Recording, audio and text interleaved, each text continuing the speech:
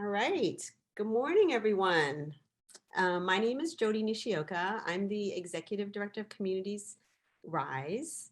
We're a capacity building group here in Washington in the Seattle area.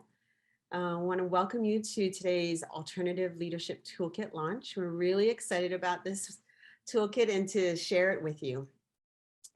First, oops. So you'll see the toolkit on screen right now. I want to just describe, to promote accessibility, we've decided to describe what's on screen when we first start talking. So for those of you who might not be able to see the screen, whether you're driving or for whatever reason, we want to let you know what's on screen. So right now, the sort of our cover for the Alternative Leadership Toolkit is on screen. I might be on screen as well. I'm an Asian woman. And I am here today actually calling in from California because I'm going to be starting my weekend with my kids out here in California this afternoon. So as we get started, I want to do a little land acknowledgement. So I want to acknowledge and recognize our native people of this land, both past and present, those who were the original stewards of this land before colonization. And we give our respect for the enduring relationship between all Indigenous people and their traditional territories. For the practices and spiritualities that are tied to this land on which we work and live. We acknowledge their suffering, the land theft and genocide, and we honor with gratitude this land itself and the people who it ultimately belongs to. We also recognize and acknowledge the labor for which this country was built on the labor of enslaved people who were kidnapped and brought to the US from the continent of Africa. And we recognize the continuous contribution of our ancestors, their ancestors and survivors. We also acknowledge all immigrant labor, including voluntary, involuntary, trafficked, forced, and undocumented people who contributed to the building of this country and continue to serve within our labor force. We acknowledge all unpaid caregiving labor. We also acknowledge the trauma both experienced and witnessed of all Black, Indigenous, Latinx, Asian, Pacific Islanders, other people of color, and our enduring spirit, as well as our resilience. And I want to acknowledge the land that I'm on today here in California of the Muwekma Ohlone tribe of this Santa Clara, San Jose region. Thank you so much. So I want to give a little bit of an overview of this toolkit series. So today we're talking specifically about the Alternative Leadership Toolkit, but it's part of a series of 3 toolkits. So the first launch we had a few weeks ago was for the Community Collaboration Toolkit, which was a toolkit about when you collaborate as organizations in the community doing whatever projects you're working on. It's about that collaboration and coming up with an agreement. This one, we're doing alternative leadership, and the last one is the Human Resources and Equity Toolkit, which we'll be having a launch for that toolkit in May. So I wanted to give you an overview of that. I also want to acknowledge the Communities of Opportunity initiative that we partnered with and funded all of these toolkits and providing, and through the funding and thought leadership of King County and Communities of Opportunity, we have been able to build out a really comprehensive capacity building program for the region. And we're really, really grateful and thankful for the vision of COO and the support that they're lending to this effort. So with that, I want to turn it over to introduce KAD'S Smith. He is one of the collaborators on the Alternative Leadership Toolkit, and he's going to get us started. Thanks, Jodi. Good morning, everybody. And really want to start with some gratitude. Appreciate you all choosing to join us today. There's probably hundreds, maybe thousands of ways you could be spending your time, and you chose to be here to kind of celebrate the launch of this toolkit and to learn more. In terms of who I am, my name's KAD. I use he, him, his pronouns. I'll respond to they, them, theirs if directed toward me. I'm calling in from what should be recognized as the Choqueño Ohlone People's Land, sometimes referred to as Oakland, California. No one actually says California, just me. And what you may see on screen is a blurred background. I am a Black American male, so I'm fair skinned. I got a beard that probably needs a little bit of trimming, and you see my green shirt and a little bit of orange color popping through there. Aside from that, I am going to start us off with some inquiry. And so with some inquiry, particularly one to understand folks' interest around, why are you thinking about alternative leadership structures and practices? So you all joined us with some reason in mind, and we would love to invite kind of two ways to participate. For those of us who feel so inclined to just respond to that question in chat, why are you thinking about alternative leadership? We'll leave it at that. And for anybody who feels so moved to use the kind of raise hand function or maybe an emoji to let us know you'd like to unmute and just jump into conversation. Since we got a good 30 plus people, that can be really helpful in terms of making sure we hear voices of those who would like to participate. I also will say, don't be too shy if you want to come on camera. That's always nice to be able to see folks if you're able and willing. So with that being said, anybody want to unmute and give a direct response to what are you thinking about when it comes to alternative leadership? And we'll invite folks to both listen and look to chat. I'll do my best to kind of MC. We got brand new nonprofits on the job. Feels too big for one person. So curious about co-director models. Okay, right on. Thanks for sharing. And Kat, I love that because it's good to acknowledge that it is a big responsibility. And just thinking about it off the bat, I want to give a shout out to Jodi, who's thinking about it right now as she's embarking on this new journey. I know. We also are hearing small startup nonprofits. So with small part-time staff need to cover a breadth of work, think a more horizontal structure will give staff more ownership. And if it's organized effectively, will be more efficient and impactful. Other folks, anybody want to come off of mute and share a verbal reflection? Seeing some conversation around hierarchy and power imbalances between the executive and frontline staff. And that should be a thing of the past. So maybe alternative leadership structures can leave that in the past and we can move forward with something else in mind, okay? Interested in learning structures that share power and have all voices at the table, especially when we're thinking about organizational decisions. Too many folks experiencing burnout. So sharing the work of what an executive director would do, how that might help us to feel like our work is more sustainable. Okay, I'm doing a little bit of anecdotal paraphrasing here though, for those who are picking up on that. Trying not to put words in folks' mouths, so I'll be clear when I'm doing that. Yeah, this is Jodi. I just want to interrupt for a second and introduce Maha. Since Maha's joining in on the conversation and we love having it. Maha, if you want to raise your hand, Maha is an attorney and has been one of the contributors to this toolkit, and you'll hear her speak more and present her part of it later in this program. But Maha's joining in on the conversation, which I love because she always has something wonderful to add. And so if you want to just wave Maha, we'll introduce her more formally later. Thank you for the introduction, Jodi. I realized, I was like, I just jumped in, but I wanted to acknowledge what amazing things people are sharing in the chat. This is why we started this. So it's good to know that it's on top of mind for a lot of folks. I'm seeing some reflections on having worked in top-down leadership structures and nonprofits and government for our entire life or an entire life, what it would look like to have distributed leadership in the direction we want to go and engage diverse perspectives and share power. See some reflections on being a founder of a non-hierarchical legal collective that's going on 10 years. Congratulations and salute.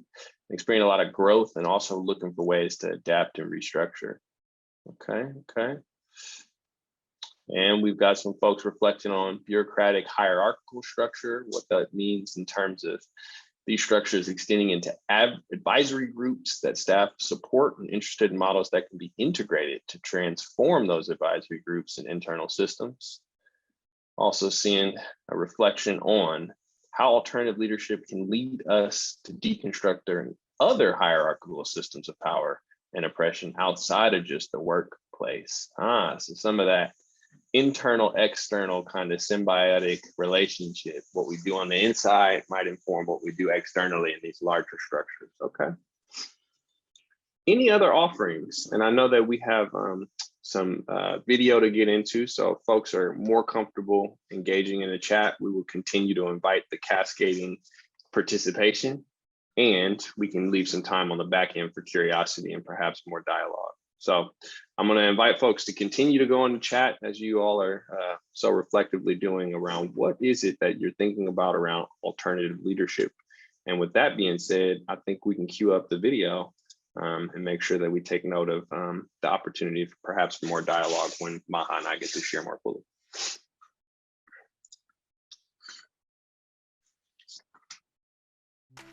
Hi, I'm Jodi Nishioka, and I'm the Executive Director of Communities Rise, which provides capacity building and legal services for community organizations working in communities of color.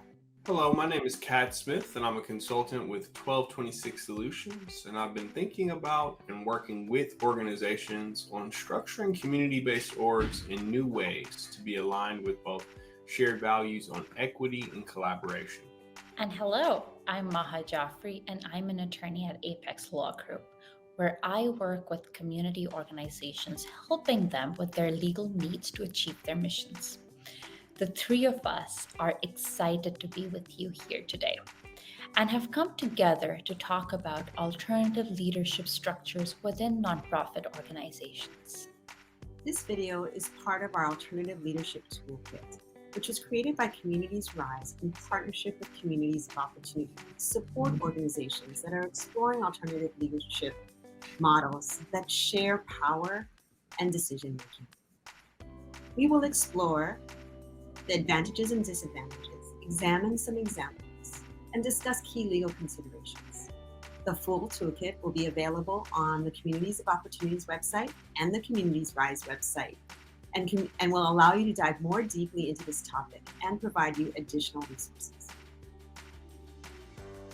While this toolkit guides you through navigating the legal landscape of nonprofit leadership structure, none of these materials should be construed as legal advice or any other form of professional advice or counsel. Each organization is unique and complex. For legal or professional advice that is specific to your organization, please consult the relevant professional for your needs. Okay, so let's get into it.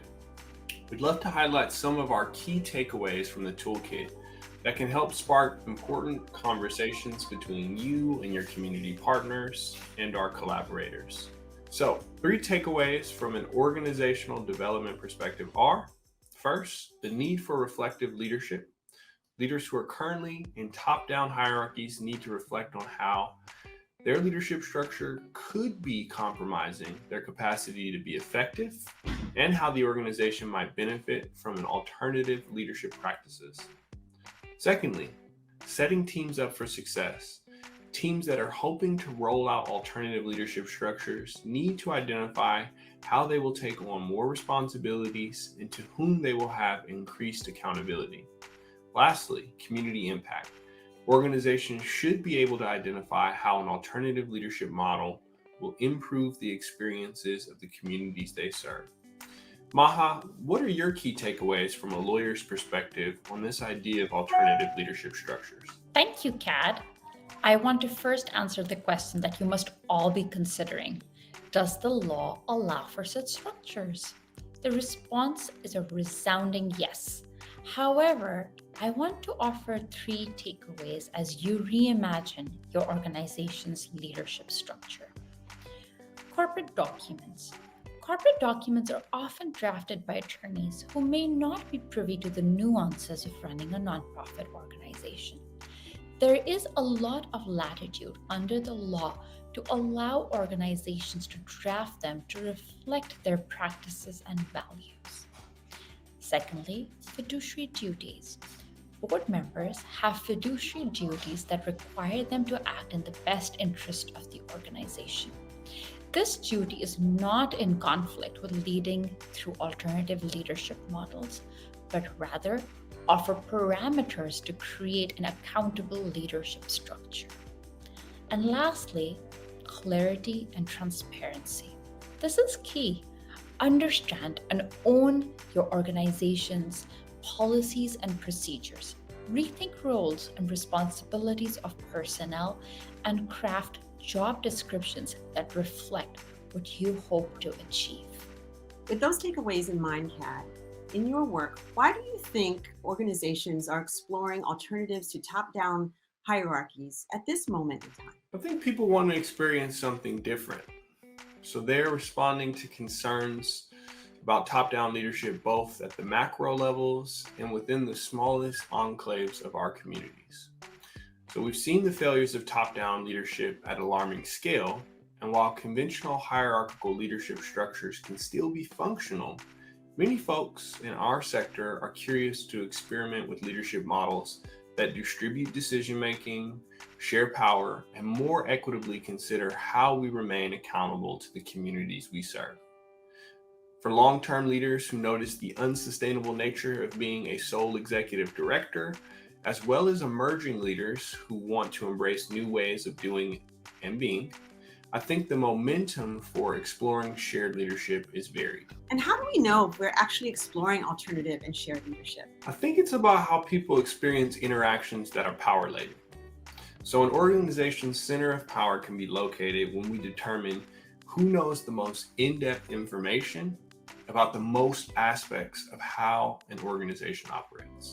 So we may be accustomed to seeing a firewall around information, such as around personnel decisions, who's allowed to work with us, who we don't want to, and the strategic direction of an organization. In Tima Okun's work around white supremacy culture in our orgs, she flags paternalism and power hoarding as two key characteristics that maintain the status quo. A unifying element of alternative leadership models is they attempt to tear down barriers to information and encourage people across the organization to make confident decisions based on having access to good data. Kat, I'm also hearing from many nonprofit clients that they want to explore these structures and break away from the hierarchical leadership structures. So in your opinion, what are some of the advantages and disadvantages that you see of exploring such a model? So I'll start with the disadvantages, and there are three that I'll identify. First, time and energy. So the time and energy it takes to invest in unlearning the ways we are accustomed to doing work within top-down hierarchies is not insignificant. There's also patience with process. So leadership practices become almost ingrained and enculturated into how we show up within our work. They don't just shift overnight. So unlearning habits of power hoarding, deferring to authority, whether it makes sense to or not, and being opaque in how we share information, disrupting these things takes time. Lastly, an explicit why. Organizations need to have a clear North Star as to why this unlearning will unlock some desired experiences for staff, for board, and also help us to arrive at intended outcomes for the communities we serve. So I found that arriving at the articulation of a clear why can feel hard when there are so many different inputs and ideas to consider. In terms of advantages, the three that I'll identify are an abundance of perspective. So we have the chance to give and to get input in situations where previously it would have been much more limited. The opportunity for innovation, new approaches from folks stepping into increased responsibility and opportunities, as well as living into our values. So this provides us with a chance to practice what we preach around named organizational values. So whether it's equity, collaboration, transparency, whatever it may be, we can design our leadership model to actualize these values in practice, not just in theory. Wow, to me, those advantages are really where we want to be. And as I listen to those disadvantages, it really strikes me that they're really more about the process and whether an organization is ready to take on this sort of change. As we think more deeply about this, can you share with us some examples so we can get an idea of what this actually looks like? Absolutely. I often will encourage teams to talk to other organizations that have tried on alternative leadership models. I'll start with some personal reflection that my first experience with an alternative leadership model was with a management structure called Holacracy back in 2016. It was an organizational leadership model that attempted to flatten hierarchies through circle-style leadership and clear practices of distributed decision-making.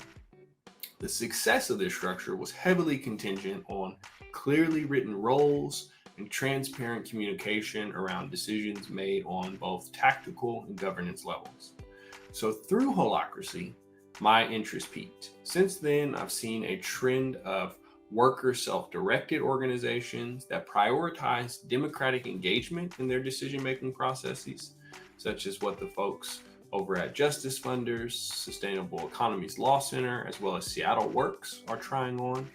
I've seen leadership models that split the executive director job into multiple roles in an attempt to rethink the role of executive leadership and promote self-managing practices across the organization. So heavily leaning on functional systems of getting advice from folks most impacted by decisions, as well as incorporating feedback after decisions are made. And I think the good folks over at RBC here in the Pacific Northwest have publicly shared information about their organizational shift in this vein. I think there's a little bit of innovation that goes into bringing any model into a unique organizational culture.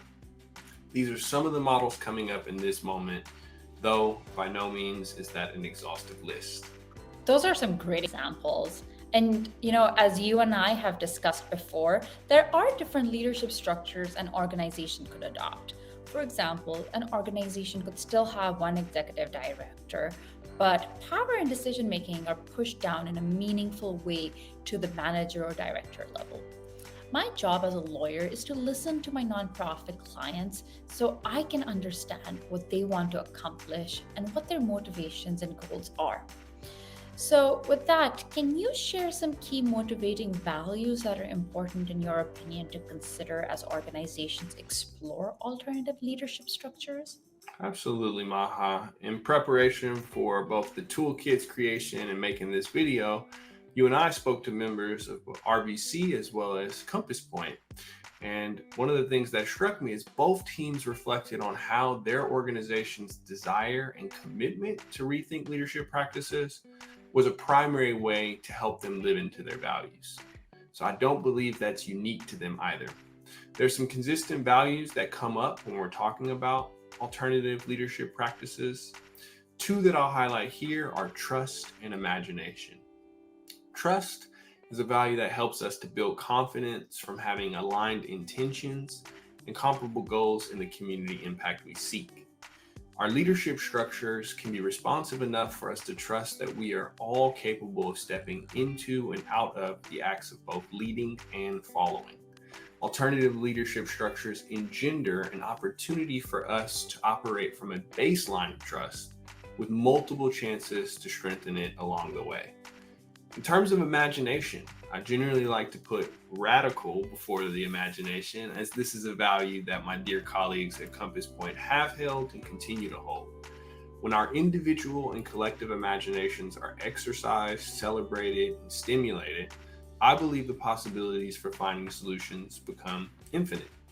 Systems of oppression stifle our imaginations by design, so naturally, I see it as a critical tool for resistance and for forging the types of organizations, communities, and world we want to see in the future. So what I'm hearing from you is that community organizations are really leaning in to living their values of equity, trust, imagination, being community driven. And they're looking for new ways of doing their business that reflect those values. So the next question is it possible to do under our current legal system? How do the requirements of the Washington state nonprofit law and the federal 501c3 rules impact creating such a structure? Maha, can nonprofit organizations legally have these alternative structures under our legal system? Like I mentioned before, yes, the law does allow for alternative leadership structures. So nonprofits have more compliance requirements than for-profit entities, and all nonprofits must comply with state, federal, and local rules, laws, and regulations. Firstly, these legal jurisdictions don't talk to each other and so are not always in sync. Secondly, these extra layers of legal compliance tends to stifle creative thinking on leadership practices. And lastly, nonprofit law is drafted by legislatures who may have little understanding or no understanding of the nuances of running a nonprofit organization. So if you want a change in the law, then you must speak up and advocate for change. Some other key things for you to know are: understand your legal documents. In my experience, founding board members draft these documents, submit them to the appropriate legal jurisdictions, and then successor directors never review them. So review your incorporation documents and understand the governance structure and the internal policies and procedures of the organization. In my opinion, this should be part of all your board orientation meetings. Secondly, all board members have fiduciary duties. Therefore, they must maintain oversight of all activities and finances of the legal entity and must always act in the best interest of the corporation. And then lastly, nonprofits grow organically. They start with volunteers, and then volunteers are hired as employees. And during these transitions, there aren't always job descriptions or clarity in roles. So review roles and responsibilities and the processes for employee conflict resolution. So what would be your recommendation for a nonprofit that has decided to incorporate a more collaborative leadership model? So unfortunately, like a broken record, I have to repeat this. Review and understand all your corporate documents, policies, and procedures. Maybe hire a leadership coach to assist your nonprofit navigate and create a safe space for difficult conversations. Consider the strengths and weaknesses of the current organizational structure and identify reasons why you want to explore a different model. Identify key stakeholders to assist you during this process, such as community members, partners, funders, and employees. Consider if you have the right people on the bus. Are personnel in the positions that would help them achieve their full potential? Do the people on the bus share your organizational values and goals? And then consider hiring a legal counsel to do a legal audit to assess red flags and legal risks. Legal risks vary from organization to organization and will be specific to your particular organization and legal entity.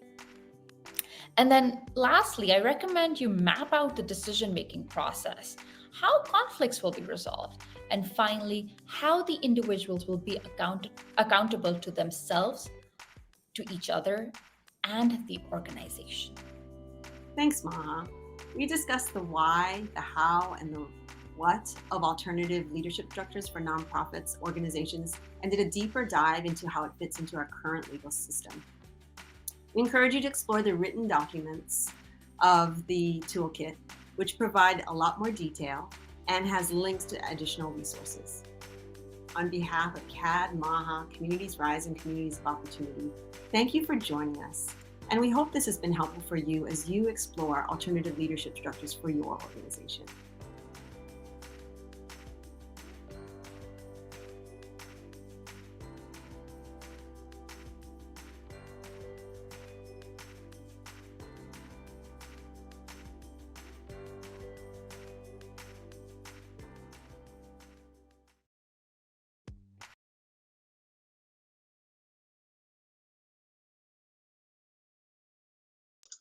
Right on. Well, I will jump back in, and I think at this time we're going to try and concisely highlight some of what is covered in the main sections of our respective areas of offering and expertise. And so I'll share that the toolkit, I think, in terms of its utility, starts with explaining what's the case for alternative leadership. Just based on an eyeball assessment that I got in the chat responses, many of y'all are probably already in the know, but for those of us who haven't necessarily had a formal container or a space to actually explore what could alternative leadership unlock, the toolkit really grounds us in that first and foremost. From there, what you heard in the video, we talked about disadvantages and advantages of exploring alternative leadership. And while it is not by any means the totality or fully exhaustive list of all of the advantages and disadvantages that might be unique to your organization, it's based on an assessment of what we've seen in some patterned ways of organizations that have tried this on. So sitting with questions of how do we respond to people's tired kind of feelings and sentiments around the way in which their time and energy is spent? How do we get away from a false sense of urgency when we think about patients with process and responding to emergent needs? And what is that clear why that we need to continue to remind ourselves in? There's a lot of remedy and remembrance when we think about getting into that messy middle of transition. That need for a clear why can be one of the things that kind of catapults us out of uncertainty. When we think about the advantages, really trying to lift up what was already highlighted in the video, but I think most concretely, I hear teams wanting to live in their values. So there's a gap between what is said and what is the alternative leadership structure that we hope to establish or roll out really does seem to present a possibility of being able to say we are doing that. We then talked about in the toolkit, a chance to live into our values and highlighted some of the values that we think come up in a consistent way. I will not go into full depth on all of those values because you have your own organizational values and you have your own organizational culture and DNA, but these are some of the values that kind of come up when we're thinking about why folks choose to invest in designing and implementing alternative leadership structures. And from there, I think the last piece that I'll highlight before passing it to Maha is just we gave you some examples of organizations that have different leadership models. And I cannot overstate this enough. Learning in community is extremely important for this type of organizational transition and also organizational shifts. So what do I mean by learning in community? Reaching out to partner organizations, reaching out to organizations in the region that help to build a vibrant and very, I would say, useful nonprofit sector, and to be able to ask and learn with each other. The learning in public piece, I wouldn't be able to do my work if organizations didn't take it upon themselves to say, we are going to commit to learning in public. And that doesn't just mean sharing our successes. That means also being transparent and vulnerable about the challenges that we really stumbled into along the way. And so we cite some of the organizations that have done that in very helpful ways. And I would imagine that there are many more organizations just in your particular region alone that have also had some lessons that could be harvested with some intentional outreach. So I think I've said enough, and I'll pass it to Maha to see what you might highlight. Thank you, KAD, for sharing the highlights and also, for the work that you've done in this toolkit. It was a joy to work with you. And I want to take a quick second to just thank everybody for taking out time from your busy schedules to be here, to learn more and to spend some time with us. I also want to thank Communities of Opportunity, Communities Rise, Sarah Tran, Pyramid, and a bunch of other people who were behind the scenes helping us put this together. So thank you. I really, really enjoyed working with all of you. KAD, my favorite part of the toolkit is your analysis of the different values. So I just want to highlight that.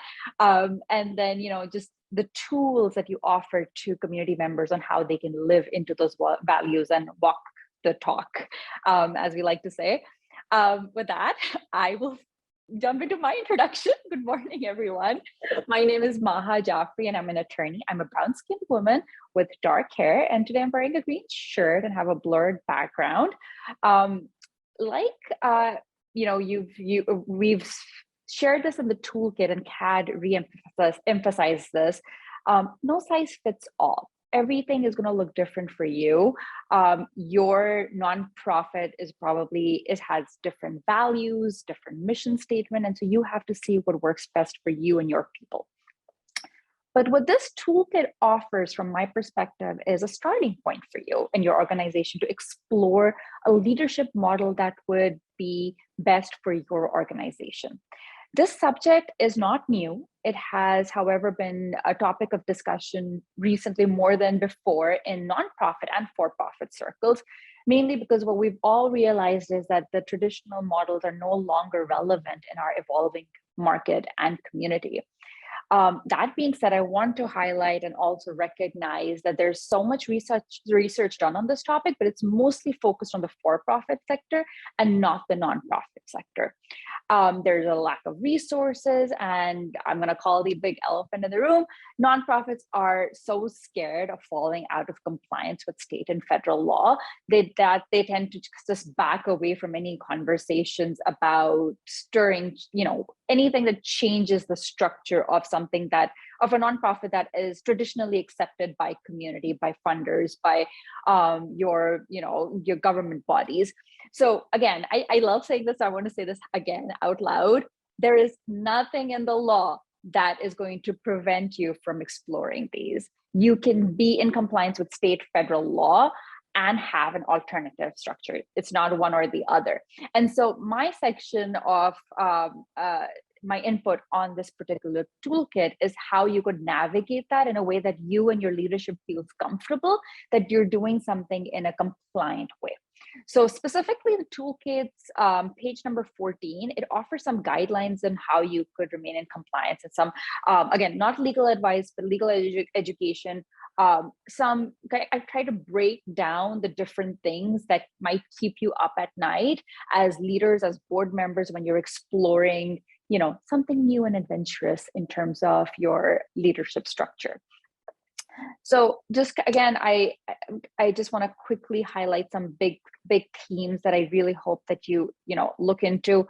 Review your corporate documents. I can never ever stress more on how important your corporate documents are. Maybe take some refresher courses. There's some wonderful organizations out there like Communities Rise, Washington Nonprofits, 501 Commons, just to name a few. There are many, many, many, many more that offer some amazing workshops on nonprofit law 101. What are your duties as board members? What are your duties as employees? It's good to do these refresher courses because then you feel like you have everything in control because you understand what the law is. You understand how to navigate the different nuances. So, look those up. It's always good to do those. It's always good to have the whole organization participate and do those trainings. And then I hope that you take this opportunity to kind of go back and support and encourage individuals in your organization to participate in this conversation. Because the thing that I struggle with is that most nonprofits fail to identify the right stakeholders. And so they leave people out of the room, or they make big decisions and then they bring in people who those decisions affect. Right. And it just disrupts the whole the purpose of why you set out to do this in the first place. So start with everybody, bring everybody together from the first day you propose this idea. So I can't highlight that more. Please make sure that your community is part of the conversations from the get-go. Don't bring them in when decisions have already been made. And then, something that Kat said, and I want to further highlight that some people shared with us that they've already been engaging into such conversations. So create a record of what you've been doing. I hope to learn from your experiences because this is an ongoing journey. And, even the models that we have today are not going to work tomorrow.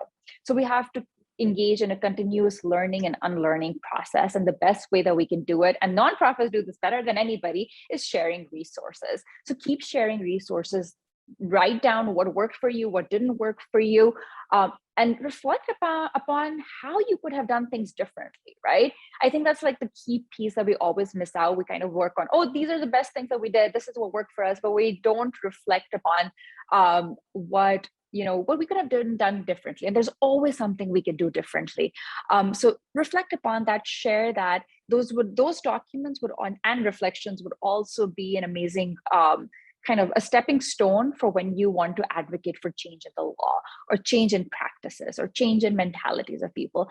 So again, put things together, share them, share your perspective. We are all learning with you. And then as a closing note, I want to again, share with you that you can always ask for help.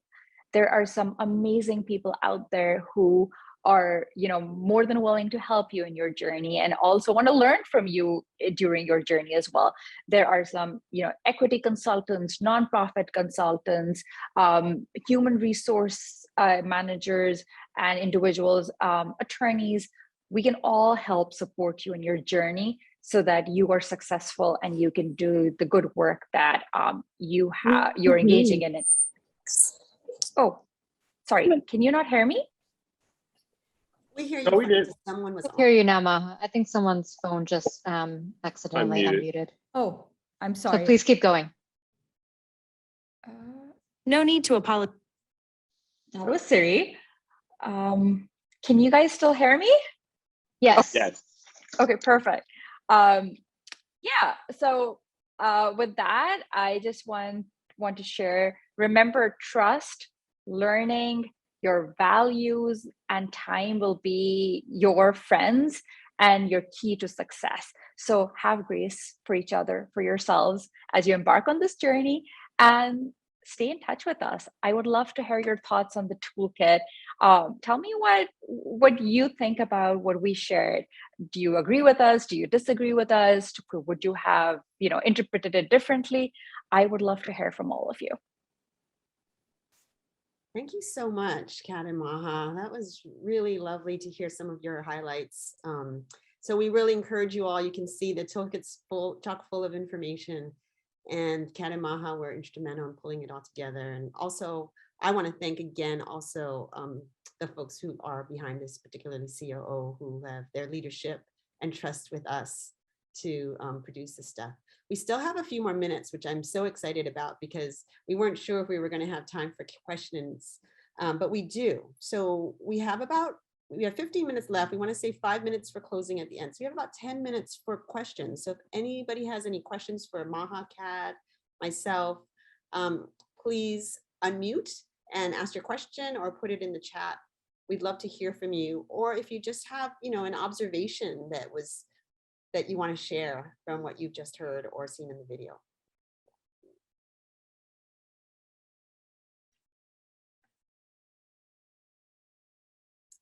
And Kai has put in the link to the toolkit, the full toolkit that you can look up. It has the materials and the video. I also want to just add, while we're waiting for questions, we created this toolkit with these toolkits with the idea that you can use them in so many different ways, right? You can use it individually to just read and absorb yourself, to do research. You could take it to your board. I'm taking it to my board. And as Maha alluded to, here at Communities Rise, we're going through this process too. We've hired Kat to help us through this. And at my next board meeting, I'm going to tee up the video so that everybody can see the video. I've already sent them the materials so that my own board can look at it. So you can use it in so many ways. You can break up email it out. You can show it in a group. You can send it to your staff.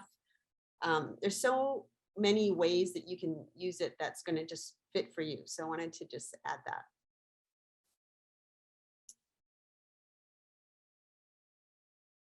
Any questions for folks? Any comments? Yeah, Blishta's just talking about grace. For sure, it's a lot of unlearning and learning and starting and stopping, and it takes a lot more. And one of the things you'll see that CAD mentions in the materials around values is iteration. And this is one that I've been talking a lot to my staff about and my board. It's like we are in this process, and it will be an ongoing process. You think, oh, we're going to come up with this structure and it's going to be it. It's not necessarily going to be it. It's just the next step, because you'll learn, you'll live, you'll experience, and then you'll tweak, right? And then you'll iterate to the next version. So if you have that in mind, then you can have more grace, because you realize it doesn't have to be perfect. It just has to be moving forward and better, and addressing. And some things might come up that aren't better, that you didn't realize will come up, and that's okay. And one of the organizations, so I went and spoke to a lot of these organizations as well as we're putting this toolkit together, as well as for my own inspiration for what we're doing at Communities Rise. And one of them told me that they just accept that every 3 years they're going to have a different leadership structure. I mean, not completely different, but it's just going to change. Every 3 years we're going to change something. And that's just the way it is. And I'm like, oh my gosh, you go through this every 3 years. It's like, how do you do that? And they're like, yeah, that's what we just know that that's going to happen. And I was like, wow, that's really interesting. So, so just wanted to share that idea of iteration and process, that it's a continuous unlearning, a continuous thing, was really helpful for me in not feeling like I had to get it right. And if Some of the well, if I can jump in there, one of the things that I've noted is some folks respond really well to the idea of iteration, who are kind of process oriented, can be methodical about change management, and other folks will use similar, just have a similar aspiration, but using more evolutionary terms. So thinking about organizations as being kind of like organisms themselves, and understanding that there are some things that we can plan for based on like using a metaphor, biomimicry. We understand some changes are predictable and others are not, based on what comes in and out of the organization. And I think that helps too. It gets to the same, I think, lens of understanding around constant evolution, constant growth. And it does then invite in a particular conversation around what people need to embrace change. And we all have different tolerances for change in our respective lives. And so being able to surface needs, there's a older gentleman named Peter Senge, who's you've done a lot of work on organizational theory. And he talks about, it's not the change that'll do you in, it's the transition. And 70% of kind of change efforts fail because we don't tend to how people psychologically experience transition and how our organizations respond to needs. So instead of thinking about things like a checklist of process, getting it done, we should prioritize those things, but with the same kind of rigor, also think about how people's needs get addressed, and to be able to kind of do some pattern mapping and some similar understanding around where there are needs that are a part of the collective and where very individual needs need some specific tailored tending to in order for us to get through this process together. So just really would highlight that that's no small lift in terms of emotional labor, and emotional labor has to be felt across the organization for alternative leadership structures to be coming to fruition. It can't also parallel or mirror traditional top-down labor where folks feel like I'm responsible for so many folks' needs. No one's tended to me. We're trying to kind of break that dynamic as well.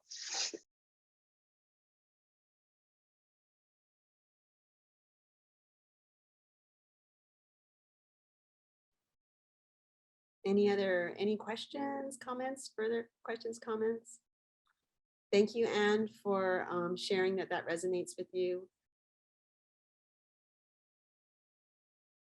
All right, well, we, if something comes up, we'd love to hear from you. So feel free to connect.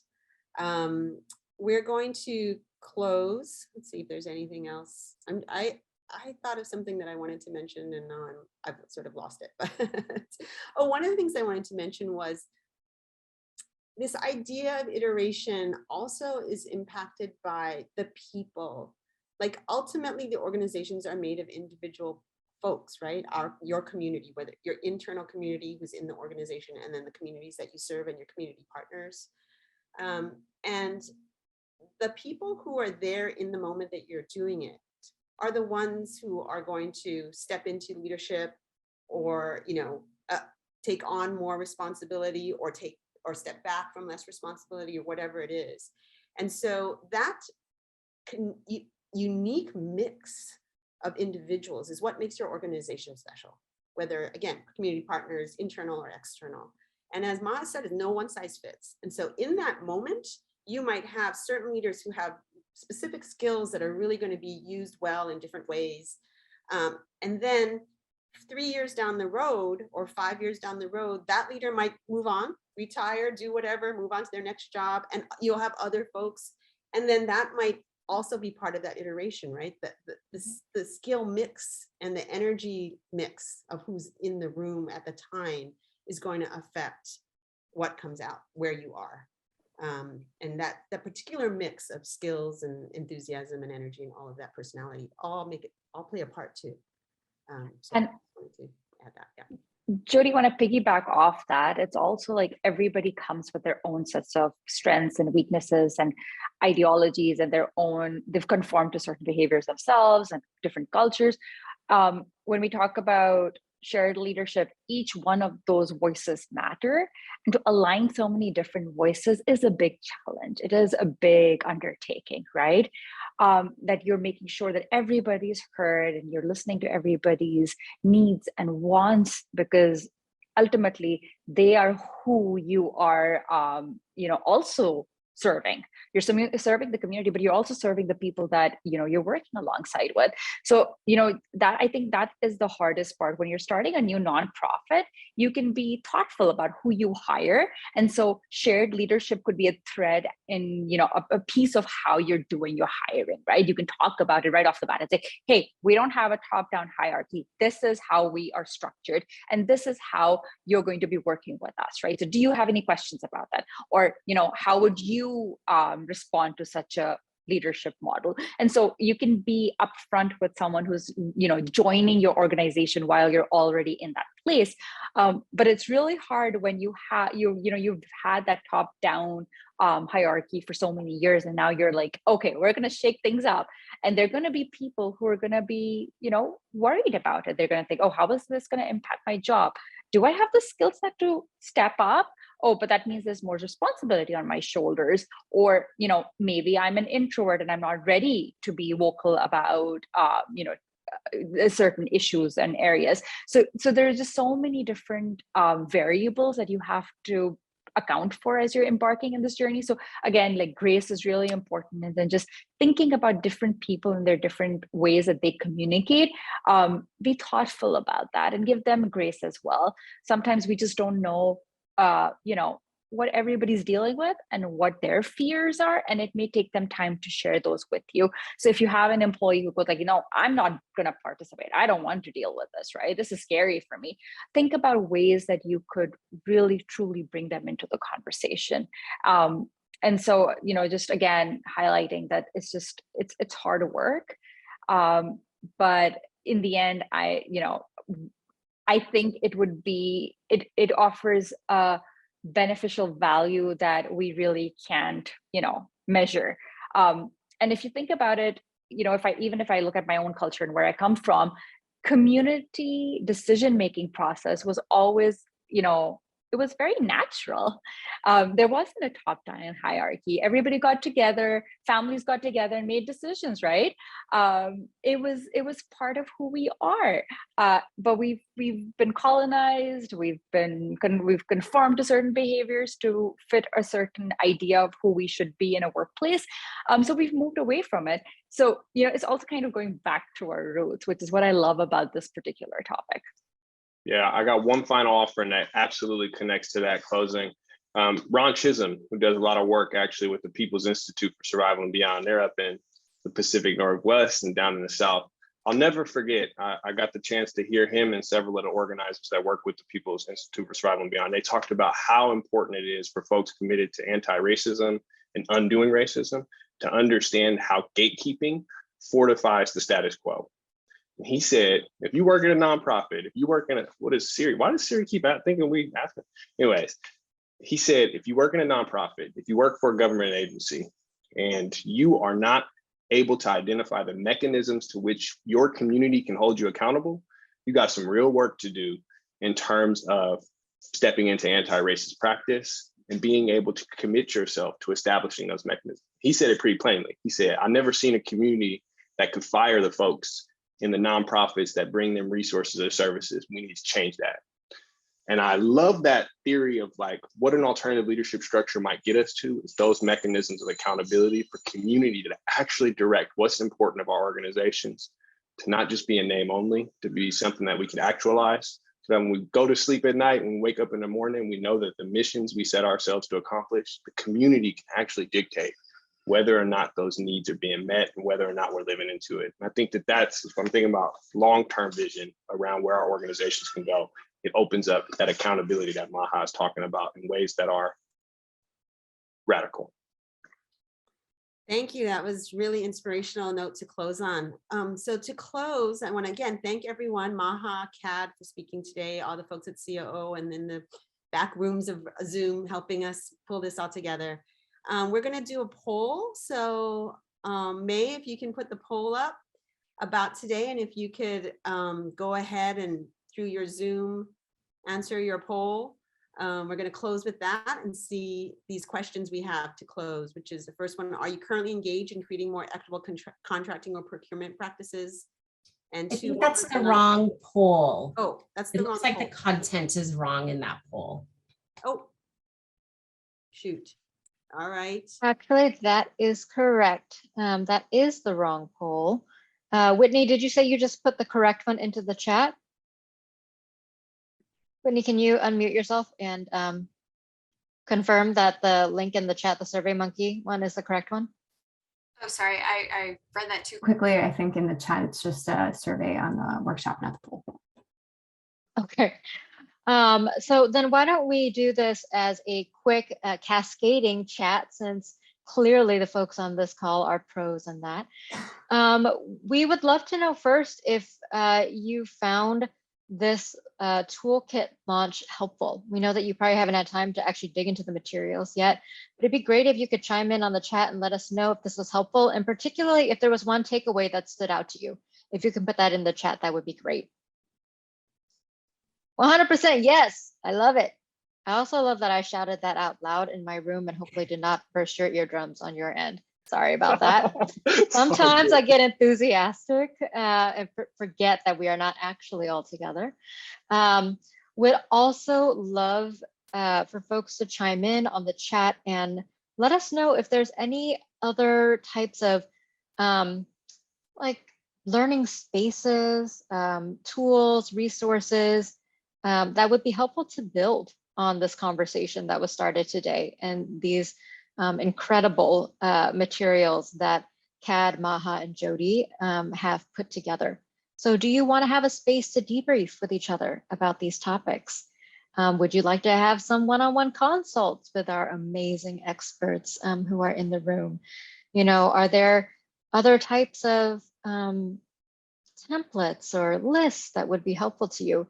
Any ideas that would guide COO in discovering what would be useful in supporting you and your amazing community organizations and groups in continuing along this path would be enormously helpful and appreciated. I'm putting in my personal email for anyone who has any comments about that you think of after this poll, this cascading Zoom chat. Feel free to email me directly if you have comments about the toolkit, suggestions, things that you would be helpful to you. We would love to hear it. So we're at time. We're 2 minutes over 12, so we are going to end. KAD put his in as well. Thank you all so much for joining us. We really appreciate it. We're happy to be here with you today. We've all enjoyed it. And have a lovely day and a good weekend too. Friday. Appreciate you all. Thank you for the time, talent, and heart of Jodi and KAD and MAHA. Really, I know you all have been saying thank you to us. We really want to say thank you to you. Oh, just want to introduce Sarah Tran. If you don't know Sarah, she's our thought leader on COO capacity building and helping us pull all of this together. So that's why Sarah's been on. Hopefully you've seen her around or heard from her in one of your previous before. Thank you all so much. It was excellent. Thank you. Thank you. We'll send out resources, these toolkits and resources and recording next week. And we'll send out an actual survey as well. That would be very short. So have a good weekend, everybody.